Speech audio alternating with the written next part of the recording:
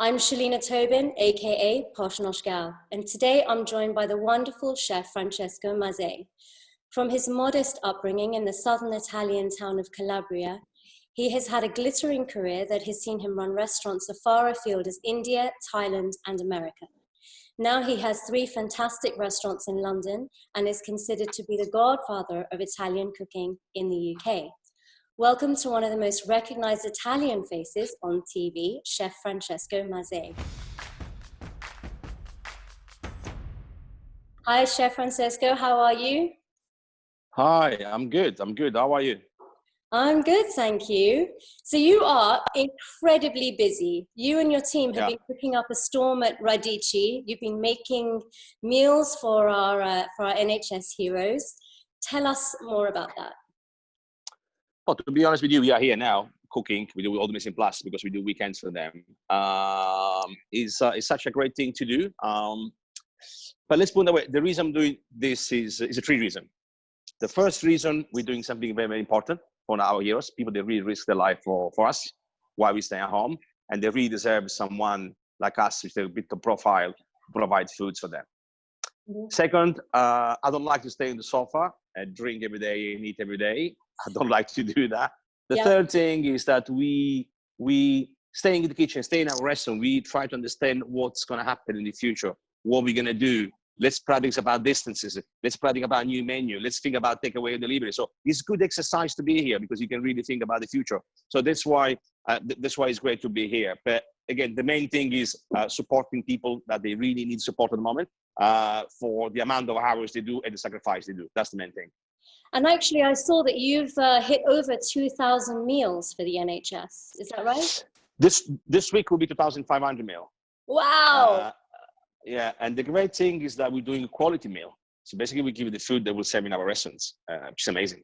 And the support of the charities, the support of people giving stuff for free has been phenomenal. I mean, I've got an endless list. The Grana Padano people, the Burns Fishery, the Watercress Company, I mean, the braised meat, I mean, endless. People coming, this morning I'm crying now, I had like 50 kilo watercress, 30 kilo of beef, 60 kilo of chicken for free to cook for these guys. I mean, this is unbelievable. This is amazing. People really does things without get something back just for the sake of helping people, which I think in this after this pandemic we'll all understand that there is people with big heart in this country, and we all should be proud to be here. Yeah. There's so many people, and they're being very, very generous. And I mean, being generous and giving back is very part of your nature as well. I met you in February at the Born charity event, which is the charity researching into premature births. And you were cooking there as well. How much of your own time do you spend on charitable works? As much as I can, to be honest. I do quite a lot. I mean, I'm doing Who's Cooking Dinner, I'm doing Felix, I'm doing Born, I'm doing NHS, I'm doing Street Smart. I do all of them if I can. And this, I wish my kids one day they really value what Daddy does at the moment, because my grandmother used to say, do well and forget about it. Something will come back. Now, I'm not doing this because I want something to come back to me. I feel good. I feel really, really good to be part of this and helping people. And that's what I've been doing all my life. And I will keep doing until I've got power and strength to carry on doing this. Yeah. Well, there are a lot of people that would be inspired about giving back and being involved in charitable efforts, but they find it difficult to manage a work-life balance. So how do you manage the charity work and your day job? Well, you always find time to do good things. Come on, I mean, everyone should do that. But I'm lucky enough. I've got 4 of my team in the kitchen help me out. This guy's the owner of furlough. They 80% of the salary, but because the trunk situation, they don't even get that. The guy basically take half of the salary at the moment, which is disaster. But because they know me well, they knew that if they're not going to be here, I will do myself anyway by myself. So they decide to come for the same reason. They don't want to stay in the sofa and get fat and doing nothing. They want to do something, and it's great because we stay together. And in the meantime, you believe or not, we try a new recipe. Okay, so we have some fantastic wild garlic today, handpicked one by one. We're gonna do an amazing wild garlic risotto with snails. I mean, we try so many things. So things are going to go back to normal very soon, darling. So we need to be ready. Well, we are looking forward to getting back to normal. What do you think about the long-term effects on the restaurant industry going forward? But there is a lot of non-clarity about it. We still don't know if it's going to be 1 meter, 1.5 meters, or 2 meters. It's going to be. I think the restaurant business is the worst effect on this epidemic. If you see what I mean. Same like I don't know, the hairdresser, or same like I don't know, the gym. The people, they cannot really go there, and restaurant is bad because restaurant basically, you stay in a restaurant 2 hours. It's not like going to a shop and you stay like half an hour. You sit in a restaurant, you stay a couple of hours. You use the toilet, you create a napkin, you do this. I mean, really is bad. So that's why I think a good element of takeaway delivery done in a smart way, nothing boring, could help to get a percentage of income that you miss in a normal trade day, to be honest. It is tough, it's challenging, and there's a lot of uncertainty. So I'm actually a bit worried about it. I know the doors are going to open soon. How many people they're going to walk in, and how many staff we're going to lose? I mean, if you think about chefs, I'm taking responsibility when I say that. I mean, chefs will always find a job. How about front of house guys? They're all going to become delivery drivers. They're all going to become delivery guys. I mean, what are they going to do, these guys? I mean, a sommelier, a great sommelier is like he's got 2 degrees or something like that. We will not need them anymore if the things they're not changing. So this is very, very important. All these guys, they're studying in the catering college and stuff. What are they going to do now? Also, the catering college, what are they going to do now? I mean, it's a big, big, big picture. So I just hope that God is there, is going to give us the vaccine straight away, and then we go back to normal. That's the only way I can see a bright future, because from now until the next 6 months, it's going to be bad. It's going to be tough. It's going to be very, very tough, you know. Yeah. And living in London is not cheap. It's very expensive. So these kids, they really need to go through a tough time, you know. Yeah. So you mentioned earlier on about deliveries. Are you doing deliveries across all your restaurants, or is it just the one? No, I'm not doing delivery at all. We just do NHS. That's what we do. Which I just say, we're thinking that when we reopen, a good element of quality delivery or takeaway will be. We have to consider. Of course, we have to consider, because people will go less to the restaurants, but they will eat more at home. But yeah, they don't bother to cook at home every day. So maybe if we come up with this idea, we do like ready to go meal. Like, for example, I do the lasagna and then you bake your lasagna with my instruction, with my video, something like a sexy technological. Then probably we will cover an angle. I mean, I will do this myself at home. I mean, if I go my friend Alfred Pazard cooking Indian food, I say, Alfred, can you send that curry and tell me how to finish it? And that would be amazing. So we're both doing something. I think the future goes to that direction at the moment. Yeah, that's interesting, because I've been watching your live cook-alongs at home, which are absolutely great, and you look like you're enjoying doing them. So what about... I love it. Go ahead, sorry. Well, I was going to say, what about an idea of like a virtual recipe book, like you do virtual cooking, and, you can do some... My wife and yeah, no, it's very clever what you're saying, because my wife and my daughter, they push me in that direction. But I don't bother. I mean, I've got so many people that give me bother kidding, because when is your recipe? Don't give me a recipe. No, I'm showing how to do it. You use your recipe, because I never write my recipe like the chef does, because for me it's relaxing. And I didn't realize my knife skill is still pretty good. I said, wow, I can do that. Because, sometimes, you believe it or not, I don't really run the pasta, the stove anymore. So I do the pasta mainly, or managing things. So I just realized I'm still pretty good with knife skills. Everyone is happy about it. So rather than, it's just a bit of education for the people seeing me and say, come on, this is the way we do bolognese. This is the way you should do it.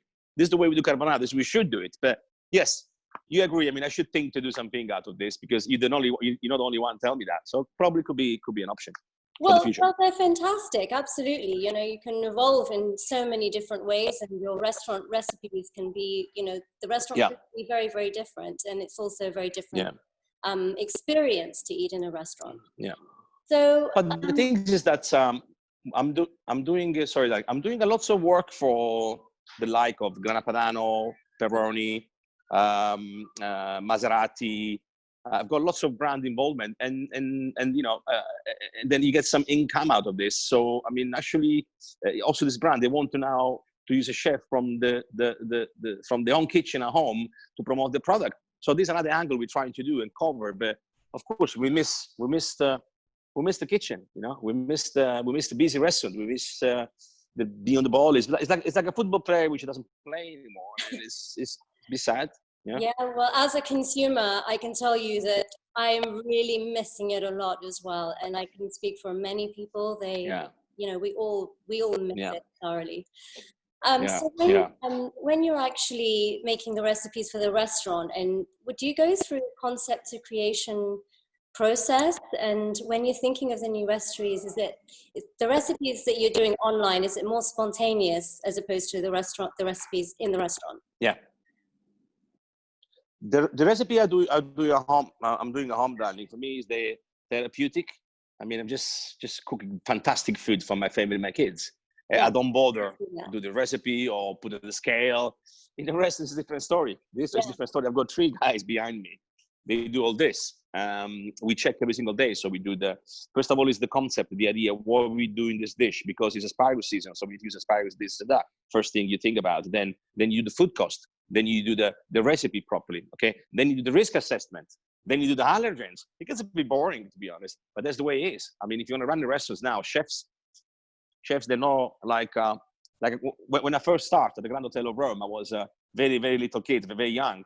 My chef used to say, when we first talk about food costs, well, I'm doing the painting, they decide the price. Those days doesn't work like this anymore. A great chef has to be a great economist. A great chef has to be an accountant. Great chef is going to be a parsimonious person. Great chef has to be all the package. That's why people get you and pays good money, because you can guarantee them a great quality food, value for money, no wastage, and all the rest behind it. So it's not that easy. That's why I find it very relaxing to do at home, because I don't give stuff. I don't give a new recipe. Just cook and enjoy my food. I wish it was like this in the restaurant, but it's not. Well, actually, some of your recipes, they focus on getting the kids involved in the kitchen. So how important do you think it is to educate children in cooking? I think it's very, very, very important. Actually, and I've got my wife, which is pro, with me, because teach them how to cook is give them one more gear. That's for sure. Cooking is a future, if you ask me. Food is future, okay? So it's very, very important that they learn. And then if you pass them the passion, and I think I'm in a very good stage with them, that they really love cooking now, they're never going to lose it. It's like when you start to learn how to go to the bike, you're never going to lose anymore. Of course, if you can you lose the touch, but then you got the passion inside you. So basically, my kids, they're always going to have good food. So when they go to uni, when they will travel, they're always going to seek for good food. So I think it's good, good because then they're not going to go on with a sandwich every day. They will seek good food. So that means they will have a better life. When they will find a partner, they will have one more chance to stick together because they could cook. That's what my wife does. But I think it's very, very important. And they both very passionate about it. Both of them, Gabriele and Mia, they're both very passionate. I mean, sometimes I go home and I find them cooking. Oh, amazing. Are they teaching you anything? The Christmas spread. Yeah, they try to, yeah. They don't want me to...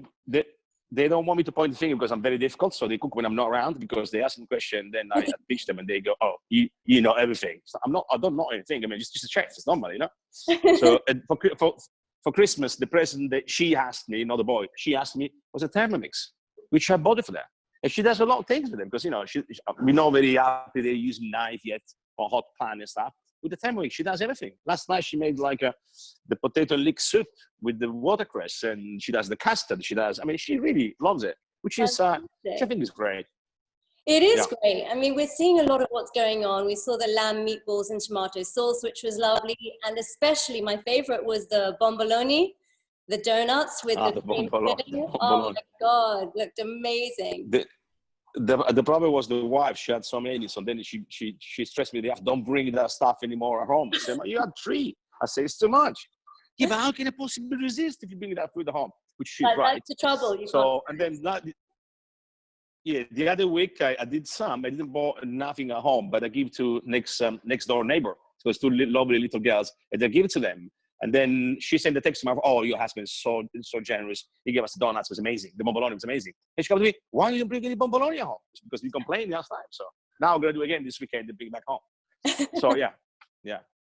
Fantastic. Well, you're inspiring many people, including children, through your cooking videos at the moment.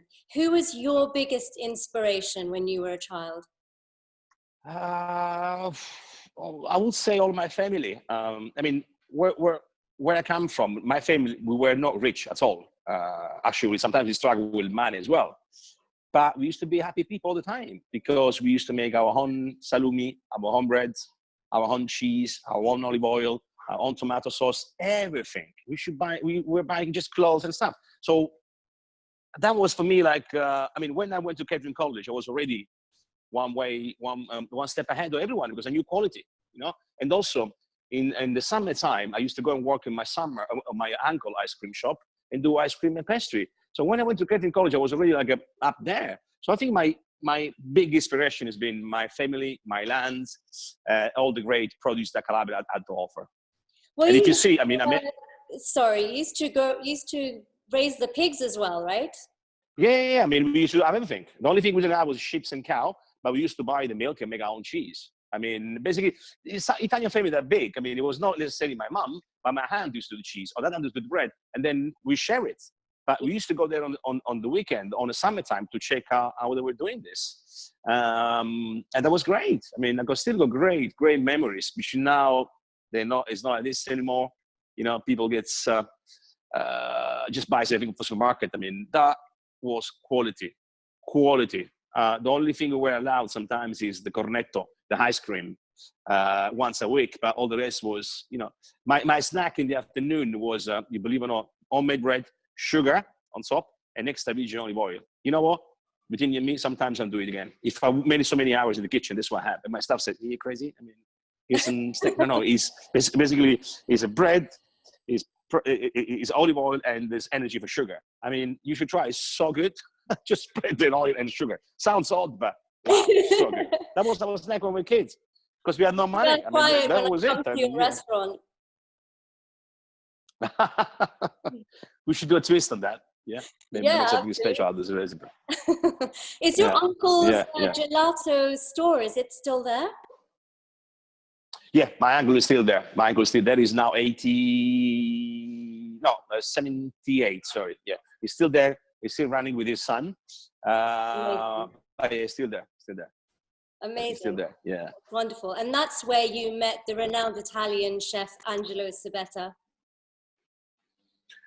Yeah, basically, yeah, Angelo has been magic. Yeah, I lost Angelo a couple of years ago. For me, he's been like the second father. And my father used to be a very good friend of him. They became very good friends after, because being a chef those days in Calabria wasn't a great thing. I remember when I went to my father, told him like, I want to be a chef. He looked at me like when you see a horse, you know, when you're going to buy a horse, you see the teeth, you see the stuff. So, I mean, are you kidding me? You want to be a chef? You're going to study. You're going to be a judge. You're going to be a doctor. You're going to do something. I felt, Daddy, but I've got a passion. It's not about passion. It's about making money, because there's 5 of you. And then you are going to spend the money that you study, and I want to become well educated. Shit, how are we going to do now? And then one day, I mean, that was after this guy Angelo Sabetta came in. I don't know if you know the story. The Angelo Sabetta came in the gelateria with my gelateria, and my uncle said, doing my Mangia Baby. Mangia Baby was this dish I was creating with was jelly, sorbets, and fruit, and some flowers. In a balloon. But those days was talking about 35 years ago. Those days was like something new in a wine balloon to serve the ice cream. So I served the ice cream to him, and then after the ice cream finished, he called me and said, "What's your name?" It was just big chef, you know, strong. You know, I was like, "Wow." My name is Francesco. He said, "What are you gonna do when you grow up?" So I knew the guy was a chef. I said, "Everything, but no chef," because you know those days I was working in the summertime, so many hours. My friend used to go out with the girlfriends, he'd go to the beach, we was just working. So I said, this is a shit job, I don't want to do it. I don't want to do this kind of job. And his answer was, oh, shame. And I look at him, it's like, why is he saying shame? You're a talent. You should become a chef one day. Now, at the age of 11 or 12, nobody tells you that you're good at something. I mean, it doesn't happen very often, especially those days, you know. And then I went back home and I was thinking things, wow, the guy thinks I'm good. The fact things I'm good. So I was convinced myself I was good. And then I decided, okay, let me try, I want to do it. But when I told my father the story, that I wanted to do catering college. It's been a disaster because it didn't want it at all. In those days, you better listen to your father. You better listen to your father. So then mama is mama, and then she persuaded daddy to do it. And then she said my father was doing the catering college, but the administration, not the chef, which it wasn't true. We lied to him because I went straight to the kitchen training course, and I became the first of the class after 3 weeks because I knew it already what to do. So basically, I stayed 1 year, and then I went to my father with we call pagella, the drinks at the end of the year. It was like 9, 9, 9, 9, 9, 9, 9.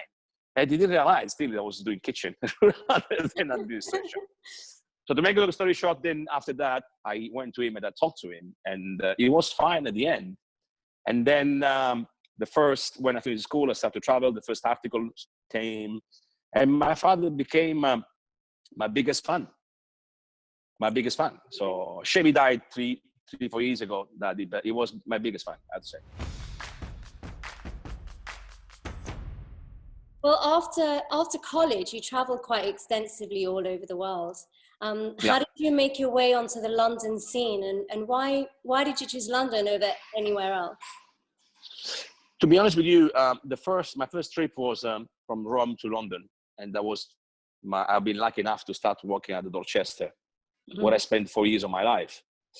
But I used to come from the Chiga, the Grand Hotel of Rome. The kitchen was the same company of the Ritz Hotel those days, and the kitchen was open for Auguste Escoffier. Basically, in Rome, I really learned the skills in the kitchen. I've been working with some of the most amazing old style chefs. But to take a recipe out of them would be like a miracle. Okay, so I did 4 years at and then I did 4 years at Dorchester, which was a Swiss school. The chef was Mosiman, then Willie Esner, then Henry Broad. So I learned how to do a food cost, how to talk about GP, how to run the kitchen, the craft training. So basically, after 8 years, I knew the food very well, and I knew how to manage stuff very well.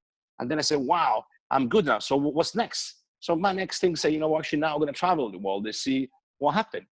So then I'll get to know Alan Yao from Akasan. And I said, now we are very good friends. I said to him, I want to learn about, Oriental cooking. Because I did help him I was already helping him on Akasan, Miami, Istanbul, and Abu Dhabi, Dubai. So we find this deal, and I opened a restaurant in Bangkok for the royal family called Falafel, which is not there anymore. We talk about many, many years ago.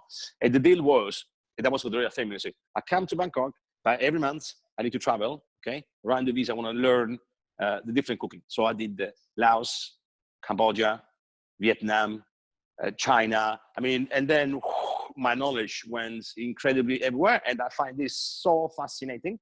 And then I had a chance to be in India, in Mumbai a couple of times, be involved with the opening of Yawachi as well. So I learned a lot. So it was fantastic. But then, when you travel a lot, you think London is a place to be, because every top chef is in London. He wants to stay in London. And then came back to London, and I opened, my first reopening was the Franco's in James Street for the Ambro family.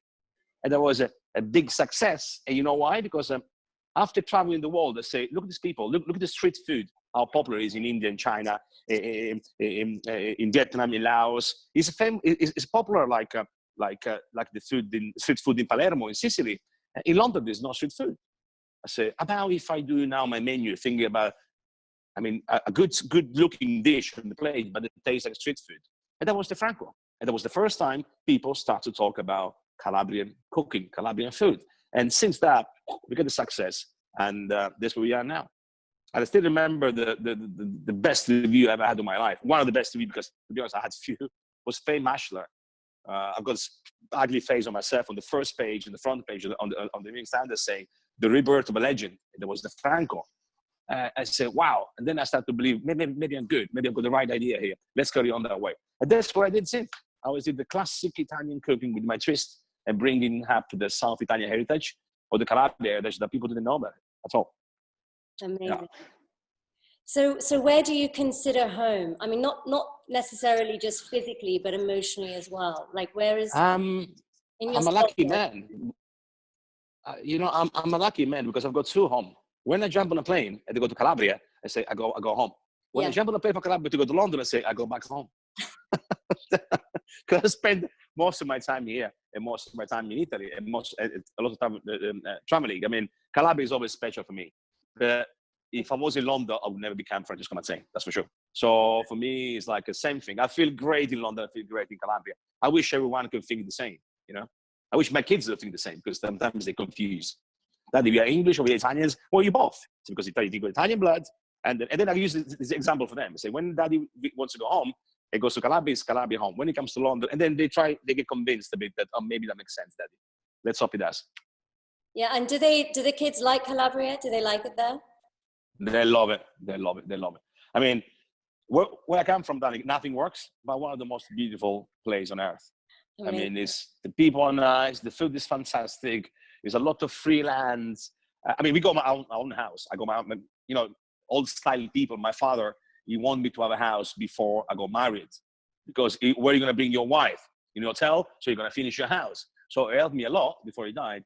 He gave me like this rustic house, and I redone everything. But he pushed me so much, before you go married, you're going to have a house. So that was the mentality. So when we go there, we got like everything we want. It's basically, they got the place for them to stay. They've got their own room. So they actually go back with pleasure. And the weather is phenomenal. So, you know.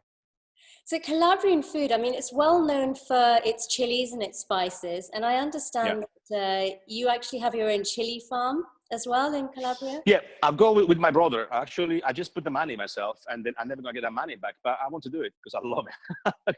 They do so well. Tell us more about it. How did that idea come about?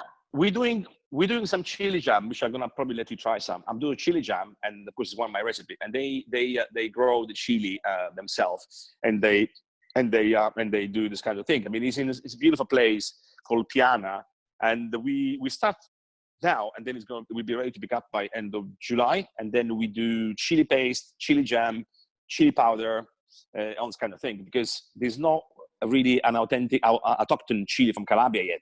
So that's why we decided to do our own one. It's what a hell of a job, though. It's a very tough job to do it, but hey, we love it. We love it. I also do quite a lot for bergamot. You probably don't know bergamot is from Calabria, or licorice, Nduja, this famous saloon which are being everywhere now. Yeah, we know Nduja. Yeah. But again, Calabria's got lots of land, they're very fertile, so it's easy to grow stuff, to be honest. So back to the chili jam, will you be selling that in the UK? Is it available for us to purchase? Yeah, it is. I mean, there's few companies that sell online. I'm so jealous, and it's very expensive. One small jar is £7. I don't think it will do well in supermarkets at all. Okay, so I don't want the supermarket to come and screw you up and say, oh no, if you want to, you got £3. No, I'm not. I mean, I just do it small. We sell everything we have. I buy some of myself for my restaurant. I think I buy 50% only for my restaurants, and I use for my my calamari. I'm using for bollito misto, for the cheese, and I'm highly addicted myself as well myself at home. No, at the moment I will keep like a little sweet things for me and my brothers and my boys in the kitchen. I don't want this to be widely available because then we'll probably lose in quality, and we don't want that. Okay. Well, speaking of chilies, have you heard of Carolina Reaper? It's supposed to be like the most hottest chili in the world. And my husband just bought these ones. Wow. Can I tell you a secret? Go for it. I'm the only Calabrese man in the world which doesn't need chili, doesn't need spicy. Okay. I mean, my wife is saying, you talk about Nduja stuff doing spicy. I mean, I can't stand it. I mean, we are chefs as well. No? If you eat too much chili, your palate says bye-bye, and then you eat more, so you cannot control it anymore. But too much chili, something is too much. Say that though, when I go a great Indian curry, it's so powerful, I'm crying, but I love it and I eat it so much. But I'm trying to contain myself a bit. Well, being Indian, I love my spices, and so have you had to change the way that you use chilies and spices to cater for the British palate? But to be honest with you, I think British palate, in terms of chili, the easiest one to please. If I cook spicy food like I do in UK to German or French or Italian, it's not going to work. English, they do like it because they had you guys for many years. I mean, some of the dish like chicken tikka masala, I don't think it's been invented in India, it's been invented over here. So the guys, they used to it, they love a good curry. So I find actually easy. the good thing about English people is that when I first came here 25 years ago, right, the knowledge of food, Italian food, was pizza, pasta, spaghetti, and mozzarella. The knowledge about English food, about Italian cooking now is vast, but not just Italian food, Indian food, Japanese food, Polish food, Mexican food, all of them. I mean, if you go to the supermarket, you find everything you want. If you go to the supermarket in Italy, it's not like that. You find a bit of soy sauce, you find a bit of basmati rice. It's getting more and more, but no. For the simple reason, darling, that if you ask your husband, say, what you want to have today? So I'll have some Japanese. Of course, you find some great Japanese restaurants. Or you say, I want Italian. You find some great Italian. You want French, you find some French Italian, some great French. What else has happened? Maybe New York?